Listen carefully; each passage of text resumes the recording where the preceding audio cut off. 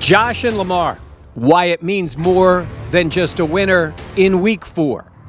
Plus, the biggest advantage the Bills will have in Baltimore. And the one-score losses. Is it just a stat, or is it a problem? That's all coming up on this week's edition of the Buffalo Plus Podcast. All right, welcome back to the Buffalo Plus Podcast, presented by Connors and Ferris, Mike Catalana, Dan Fates. I am Jenna Cottrell. Before we get started, please be sure to like, comment, and most importantly, subscribe to the Buffalo Plus channel. We always appreciate all the support. All right, we're getting ready for the Bills facing off against the Ravens this upcoming Sunday in Baltimore. Mike, it's Lamar Jackson out there. It's Josh Allen. I mean, it's funny to think of in 2018, these were some quarterbacks that people were like, we'll see how it pans out. And now what this matchup is just, it looks like two MVP caliber guys out there. I love it. I love this matchup. I love that the teams depend on these quarterbacks so much and they don't shy away from it at all. And I've always been a Lamar fan. I love the way he plays. He's unapologetically Lamar.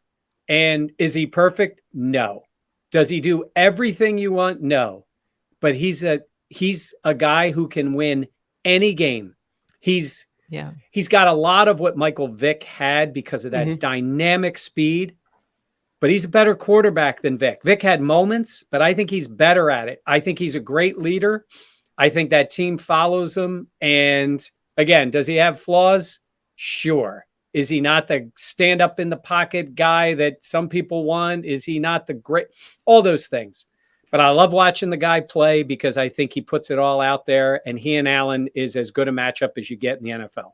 It's like he's like a foxhole guy, right, Jenna? Like a guy that, like, no matter what, you just want him on your team. Now, can he, like Mike said, can he be a guy that overcomes the 15-point deficit by throwing? I don't know. He's hasn't shown that, but give him his credit. Leads the league in touchdown passes with 10. So, like, this thought that this guy, and like Von Miller talks about it, and Sean McDermott talked about the fact that he used to be limited. He's not really limited anymore in the passing game. Is he precise as Rodgers? No, but he is not some wide receiver playing quarterback. He's a quarterback that has traits like Von Miller was talking about.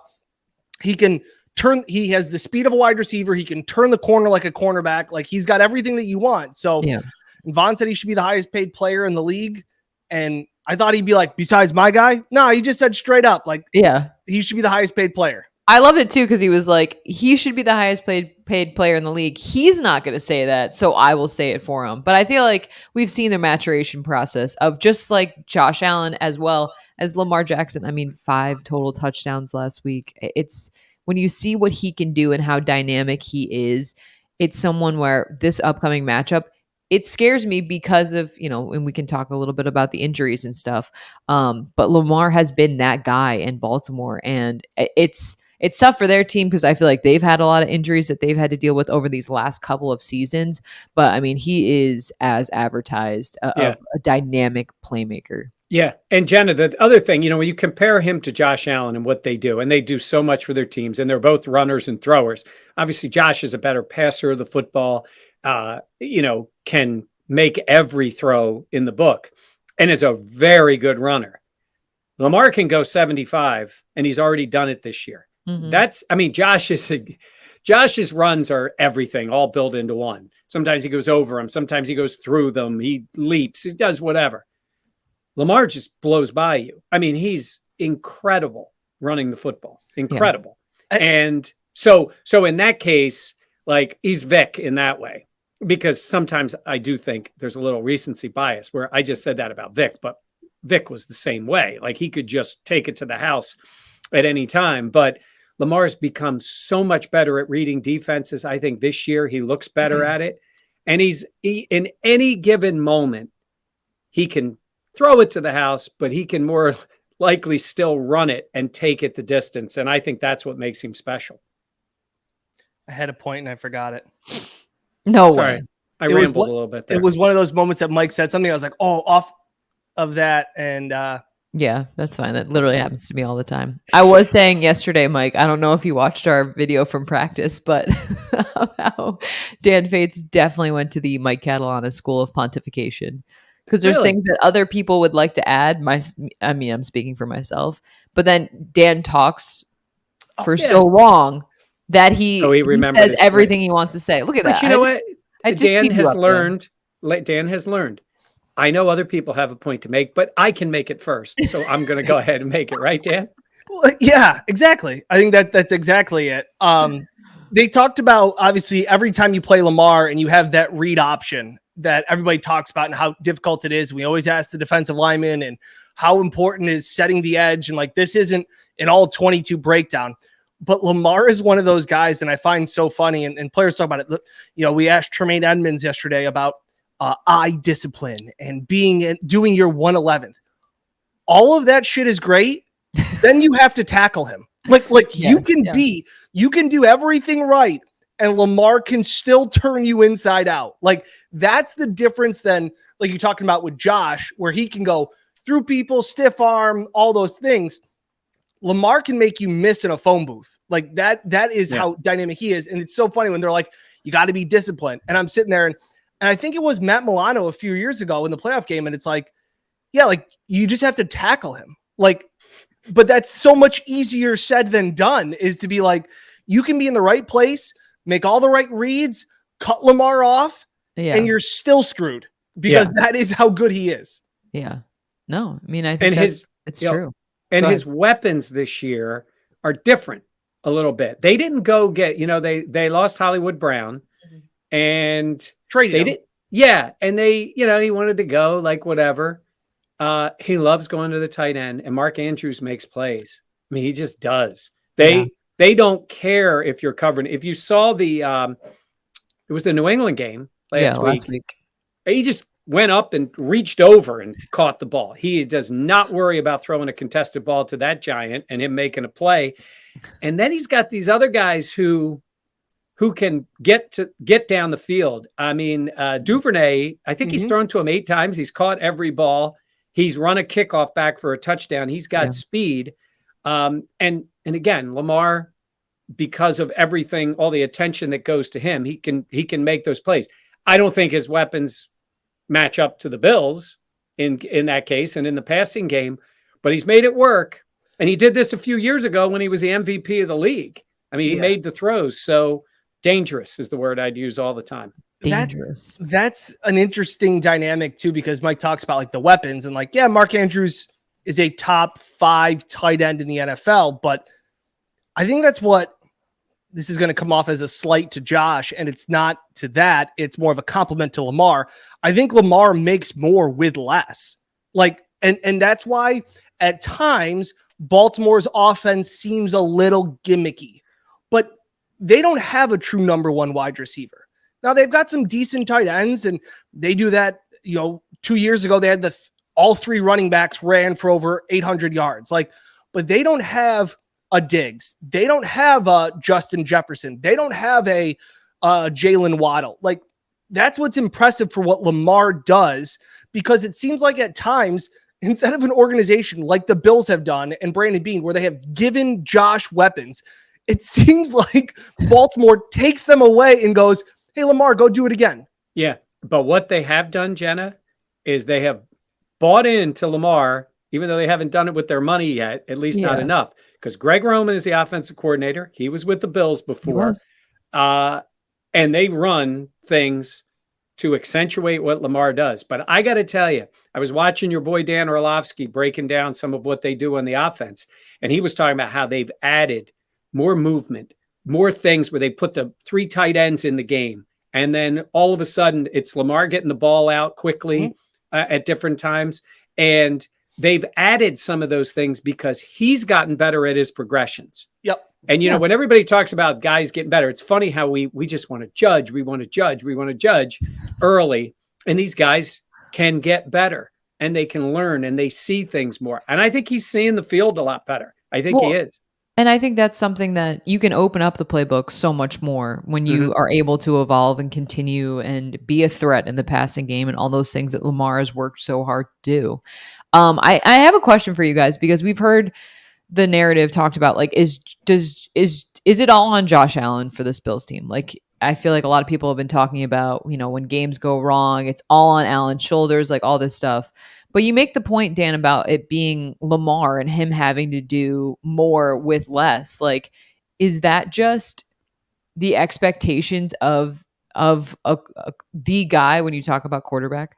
Yeah, and Lamar's also won an MVP. Like he's accomplished that. And so it's funny you say that like when they don't win, it's like, well, Josh didn't make enough plays. It's like, that's kind of the life of a quarterback. And guess what? When he does make all the plays, he gets all the spotlight. And last year, Lamar was nicked up, injured. I think he's had COVID like 2 or 3 times. He's talked about how he struggled with that. Yeah. And it's like, oh, the Ravens aren't that good. It's like they ended the season with like 6 straight losses. Like they were a banged up football team. They're still technically without their all pro left tackle, who we don't know when Stanley's going to come back. Could be this week, but there's just a lot of things. And yeah, to your point, I think it's the life of the quarterback. Josh is expected to do a lot. Lamar is expected to do a lot.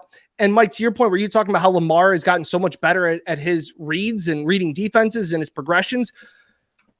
I saw Josh on Sunday in Miami looking like Peyton Manning at the line of scrimmage, the amount of times he was checking into plays. That's something, again, that we never saw. And that was without Mitch Morse. So Josh was doing a whole lot more identifying protection as well as reading safety. So it was, again, I feel like we've spent the first 10 minutes of this pod talking about Lamar, and rightfully so. But I think just coming off the loss, maybe we're not as high on Allen. No. I don't think we're not as high on Allen. I just think there is the critique of like for the Bills to win, Allen has to be superhuman. And like, is that sustainable? Is that what the Bills need? Like, that's the critique that I've heard. And I think there's, like with everything, there's a bit of truth in that. Of like there are plays that Allen missed on that we're not used to seeing him, that 4th down to Isaiah McKenzie for a touchdown. But things like that where, and we're going to talk about the, in close games, a record 0-7 and what that means for a team in terms of 1-score game. Yeah, I don't think he has to be superhuman. He just at times plays that way. First of all, it was superhuman for him to make it through 63 passes and 8 runs when everybody else is dropping, and he stayed on the field. But it impacted him, no doubt. Plus, banging his hand impacted him. And there was a few plays I'm sure he would like back. But he has help. Diggs is really good. Gabe Davis, when healthy, is really good. Knox can be effective, and I think they'll try to get him the ball a little bit more. And they got a really good defense that's banged up. So they're a better all-around team than the Ravens, there's no doubt. And there's a reason why Lamar has to do more. But yeah, I'm not – I think Josh has the game this week, as long as the weather isn't crazy again, because we've had super hot and ridiculously hot, and now it's supposed to be raining. I think he has the game this week that puts him back up there as the top guy for the MVP. I think he's angry at how it went on Sunday. And it does fall. I mean, there were times it did fall on him. And if he made one more play, they would have won the game. But not one bit of that game should change the narrative on Josh Allen. I think right now he's still the best quarterback in the league. Mike, we were in the locker room after the game, and he was just in his locker for 25 minutes after he spoke at the podium. And like Brandon Beane had to go up to him. And I'm not saying Josh was inconsolable. That's not what I'm saying. But he was pretty pissed, pretty down. And we've seen this before with Josh, where losing really hurts him. Like you can see it on his face after games, whether it's like said, we talked about Ken Dorsey in our post-practice blog yesterday, but like you see like Josh's frustration of slamming his helmet down after the game. Like I'm with you, Mike. I think these ones give Allen just that little extra juice to go into Baltimore against playing against another MVP caliber quarterback that he really loves and respects as well. I think too, the loss always refocuses you. And he talked about that at Media Day on Wednesday of just, it's not going to be perfect, but we need to be better in situational football. Like we need to be better at the end of the half. We can't leave points out there. And that's something that he's like, I'm glad the loss happened in week 3 and not later on in the season. Yeah. But I think there's always that, everything's so much better when you win. It's so easy to be like, oh, we should clean this up. But like, we got the win, Yeah. And then when you lose and you see how much it does, Dan, it affects Allen. Like you can tell by his attitude, by his body language, like it means a lot to him. As well as the other players on this team. But going into Sunday's game, I mean, the Bills do have an advantage, and I know this Buffalo team is obviously beaten up, but damn, when you look at the secondary of this Ravens team, like there Not is good. definitely an opportunity for sure. Yeah, they're not good. Even I was watching more, Brian Baldinger was breaking down Miami's safety, Javon. It wasn't Holland. what was it? Holland? Yes. He was incredible. Like the Ravens are down 2 corners already. One of their safeties, like they know what the Bills are going through in their secondary because they are banged up as well. And they let Jalen Waddle and Tyreek Hill just run past them when they were trying to play prevent defense. And they still gave Is that up. bad? It's not great, Bob. It's not great. And so yeah, Mike, I like this matchup as long as it's not a monsoon. I think Josh Allen can have another strong game throwing the football like he did last week. Okay. Concerns with the weather. Yeah. And if it's monsooning and you need to maybe not pass the ball as much because Yeah. I know. But here's what I'm going to tell you is when it's that monsoon kind of thing, then it's not even a real game. I think it's almost like still counts on the games, record the same though. well, it's almost like those kind of games when the snow is so heavy that it's like, or when the wind was so bad. I hope we don't have that because I don't want to get cheated out of a, Lamar Allen real game and you have a monsoon. I mean, obviously, everybody's thinking about the people going through all that mess down in Tampa and coming up, but that weather, at least the rain portion of it, is supposed to hit in the, the corridor, the eastern corridor there, and Baltimore's supposed to get rain. I hope we don't get that because then basically all bets are off. Then it becomes like a different football game. Yeah. Josh started his Bills career in the rain in Baltimore. Of course, yes, he did. Well, Nate had spotted him a 30-point deficit, I believe, by the time he came in. But that was when he got his debut in the NFL, and then he's been the starter ever since. But that can change things. But look, you talk about the advantage. Baltimore doesn't get a pass rush either. They're just such a different team. Used to think Ravens and defense, and they have some names and some guys, but they just so far they haven't gotten to the quarterback. They've given up big plays. And I did a piece on here with Sean Stepner in Baltimore, and he said if Bills fans want to feel better, turn on that game, watch the fourth quarter, and watch that secondary just comically get lit up by that Tua and obviously Waddle and Hill, but they don't get to the quarterback either. And last week, Josh got a lot of pressure, and you can give me all the numbers, but it kind of threw off their offense. Even though he made plays against the blitz, it threw off a lot of what they wanted to do. So it's still big advantage Bills. And unless it's really bad, they're going to put up points against this Ravens team. It does scare me, though, how beat up the Bills defense is. Or just in general. Like this Bills team, I get it. I get what you're saying, all of these things.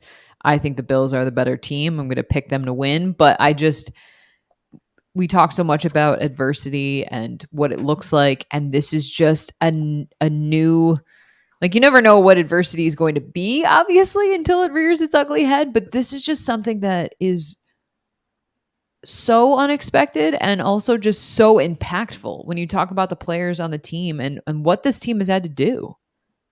Yeah. You've heard me use this all the time. Yeah. I say it's reasons, not excuses, because every Dolphins fan was like, oh, Bills, I'm not making excuses for the Bills. They lost the game. The record goes to the Dolphins. They won. Good for them. The reasons the Bills were, well, they made big mistakes too in Miami. Yeah. They could have still won the game with all that. But, third stringers on the offensive line, secondary filled with rookies and, guys from the practice squad, like that was the reality of what they were playing with. And they still should have won the game. So there were reasons. Now, this week, we'll see how it trends. But it would be nice to get Ed Oliver, Jordan Poyer back on the field. It looks like, Jordan Phillips, who they miss, looks like he's a few weeks away. Yeah. And now Xavier's there, right? So they've got a new corner who I think is going to play. I think he's definitely going to. I think they're going to bring him off the roads. I think they're going to bring him off the practice squad because they can activate guys. And I think he's going to play, which should tell you where they are because the guy's coming off the street and he's going to play in the game. But I do think in Mitch Morse, Jenna, you said it. I think Mitch Morse is a huge key for them to get back on the field. Yeah. Yeah. I mean, he is that guy that kind of steadies the ship. And with the Jenna, what'd you call him yesterday? I don't remember. Glue guy. Oh, a glue guy. Yeah. Yeah. Well, like the center position isn't a sexy position that you want to talk about, but at the same point, when he is the guy that helps, steer the ship, like you said, calling out protections. I mean, Josh knows him obviously very well, what he's been able to do in terms of the stability aspect, the experience, all that. Yep. And especially when you have backups to backups in other positions. It's not like the regular five is out there with the center and you go, okay, this is the thing, but these guys have been together. Yeah. Last week was not that case. Yeah. And, we'll see. Like Spencer Brown, like I know the Heat was terrible, but he's got to be better for them. Well, and he's Dion got to be better in that spot. And Dion with the illness, that I'm like, what is COVID, that? But we'll see. Yeah. We'll have to wait and see. All right, let's talk about the 0-7 in single score games, because that is a narrative. I remember I was asked this on a radio show a little bit ago, like, is that going to follow around the Bills? And I'm like, well, that's how narratives work. Because until you buck the trend, it's going to be talked about. So, Dan, I mean, those numbers are real. Yeah. And that is something that the Bills have been dynamic and awesome in their blowout wins, but how do they turn the tide in terms of that? Because you're going to get in close games and you got to find a way to win.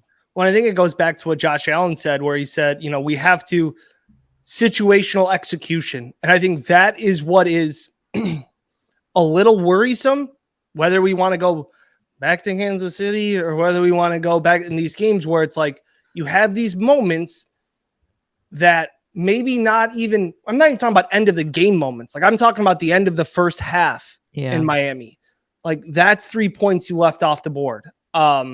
Things like that where they are not able to get that monkey off their back and feel confident in those situations worries me. And obviously, as the more we ask them about it, the more the narrative grows. And then we have this game in Miami where one drive, one bounce, one break goes their way, and we're not having this conversation anymore. Mm-hmm. But none of those happened, and they lost again. Jenna, I'm a little surprised. People that I respect go right to the numbers, and they say, well, if you go over the past 2 years, 3 years, whatever it is, Sean McDermott, Josh Allen, they've been good in the one-score games. I get that. But I look at these games, and what's worrisome to me is there's been failures at all levels. Yeah. Tennessee last year was a tight game on the road. That was a good, tough team. They weren't great, but they were good. They were tough. They're much better than they are this year. Yeah. Right. And the defense really fell apart in the second half. Then they had an issue on that last drive where when Dion missed the block, Josh slipped, whatever it is, they didn't convert when they had a chance. So, okay, that's one you say. Kansas City, without question, the defense lost the game for them. And the coaching staff lost the game for them. Big moments, making big decisions. So it's easy to say, yeah, you go back over 3 years. Yeah, I get that part. But like in these games, in the NFL, what the Bills do with 20 straight wins, 10 points or more, that doesn't happen. Most of these games end up getting closer. And certainly in the playoffs, they get closer. So it's not Josh Allen, but Josh has had moments. Yeah. I mean, I trust Josh Allen. When you saw what he did in Kansas City last year, you tell me that guy can't play in a big moment. I mean, he was phenomenal, as good as you'll ever see. But again, he needs help. And it's got to be where somebody does that.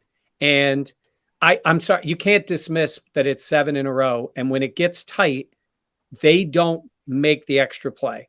And that's against bad teams like Jacksonville, great teams like Kansas City, teams they're more equal with, would say like the Titans a year ago. They just didn't do it. And the New England game is an aberration. That one they lost at home because of all the craziness.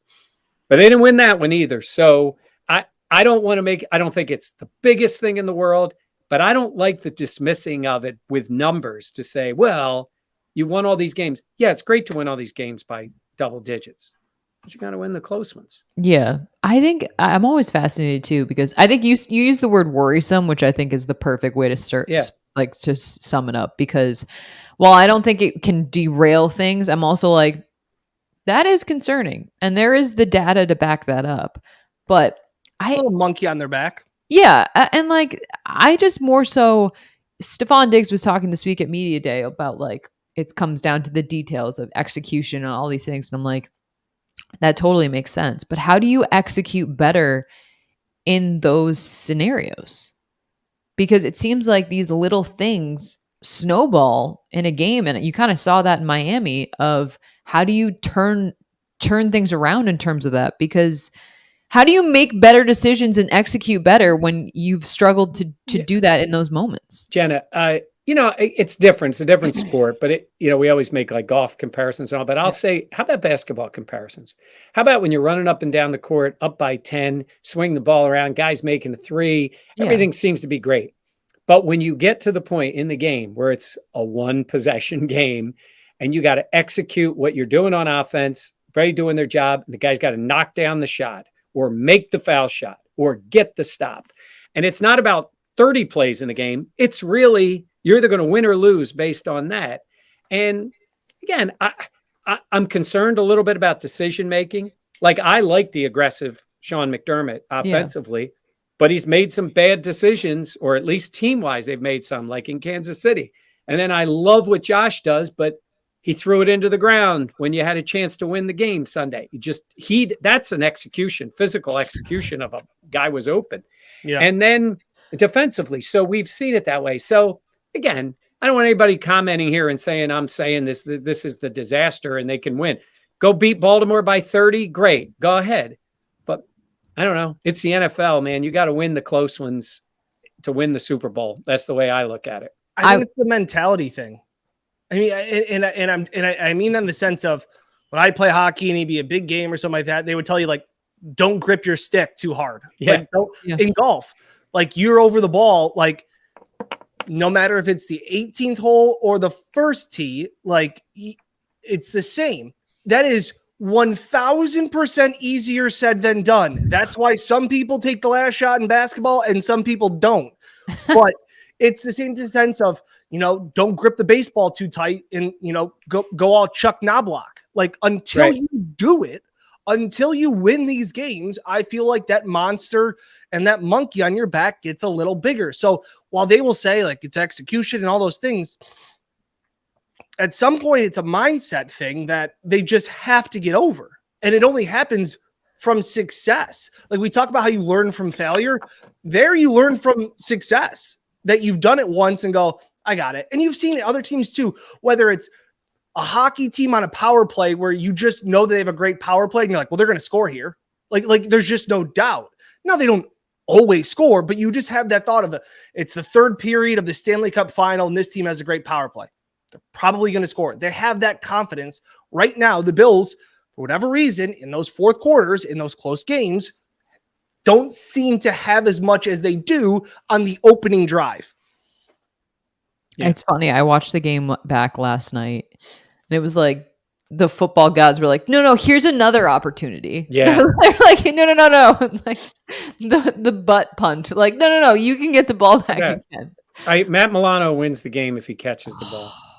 That will haunt him. He should have 2, if not 3 pick sixes in this season. Wild to say. Okay, so the last thing on the close game thing, I just going to get a number from you guys. I said worrisome. 1 to 10, worrisome. What number of that overall for this team? My number is 6. It's a thing. It's not panicking because they can go out and blow anybody out, but it's hard to blow everybody out, and the games are going to get tight. I got it at about a 6. Not that I just want to see them end a streak here. This is not ending the drought. Yeah. I want to see them be that team that, in a close game, they got a better chance than not of winning. I got it at 6. I would say it's about a 5 or 6. Also, because I feel like they have so many new guys into the lineup. Like this team does look kind of different than it did a year ago. And it's more so just for the confidence of those newer guys out there, but also for Allen and Diggs and all those players. But I just feel like it's week 4. We're going into week 4. I'm not like, wow, stop the presses. It's panic. Can you believe this? It's like, all right, I want to give them more of an opportunity to win a one score game, but like how narratives work, it's going to hang around and it's going to stick around and it's going to get loud if it gets worse. 6.7. Mike took Wow. my 6, so I'm going to go inching towards a 7. And by the way, I'm not big on the whole number. It like if they're up by 3 points late in the game and they get a pick 6 to seal it and win by 10, still counts. That's a close win for me, right? Yep. And I'm also not the guy that they're up by whatever and the team scores late and you're like, okay, they won a close game because they got it to 4 points, but you had the game won. You know, I mean, I'm not just strictly on the numbers. You know it when you're in it. When it's that game and you know you feel the game we saw Sunday. So that game was so gross. Yep. It was weird at the end of that game that Tua was like consoling Josh Allen. Did anyone else? Josh was exhausted. I know, but it was just like visually, I was like, that's kind of. It was like, oh, Tua's it's a meme, right? Thank you for letting me win one. Yeah, and not. Thank you so much. I appreciate it. Well, like, I remember when Josh, I'll never forget the picture I have of Josh shaking Tom Brady's hand after the loss. And Josh couldn't be rolling his eyes any harder after losing. And like here you have this case where everybody's like, look at Tua. What great Warriors. It's like Tua played half of the game that Josh played. That's actually not fair to Josh. Tua played a fifth of the game that Allen played, and he's consoling him because Josh can't breathe because Tua spent that second half of the game on the sidelines. Hey, Jenna, that hug from Tua is the less personal connection between the Dolphins players and Josh during the game. I mean, seriously, what are they doing? Seriously, Dolphins. Did anybody get fined for the Dolphins for that? I mean, tackle the guy, but seriously, you know, no wonder Josh ripped the guy's helmet off, even though it was dumb. Strange. Christian Wilkins has done that several times. Yeah. That's kind of his thing. Yeah. That's it's quite a thing to be known for. Yeah, exactly. Oh, I'm excited when the Bills will host them later on this season. Yeah. Okay, I'm going to call my shot. We're recording this Thursday early afternoon. Do you think they lose tonight? They lose tonight to the Bengals. Yeah. And their schedule's relatively easy going forward. That's a tough comeback for them. If the Bills were playing tonight, you'd be like, okay, it's a tough comeback on the road. I think they lose, but somebody's going to be, you know, seeing this in 3 days going, that idiot thought the Bengals would win. Yeah. You're so stupid. Yeah. It's like, wow, it's crazy when you know the outcome of something. That's right. It might change things. All right. Thank you for joining us. For Mike and Dan, I am Jenna. Comment on how you feel emotionally heading into Sunday. Yeah. We want to know where your head's at getting ready for this Ravens game down in Baltimore in week 4, which is crazy. Week 4. We're already here. All right. Thank you so much for joining us. Again, please be sure to comment how you're feeling ahead of Sunday's game, what you think for this Bills game. And then, as always, subscribe to the Buffalo Plus YouTube channel because we enjoy all the subscribers going up. It's really cool to see, and we always appreciate it so much. So thank you so much for joining us. Again, for Mike and Dan, I'm Jenna. We'll catch you next time here on the Buffalo Plus podcast presented by Connors and Ferris.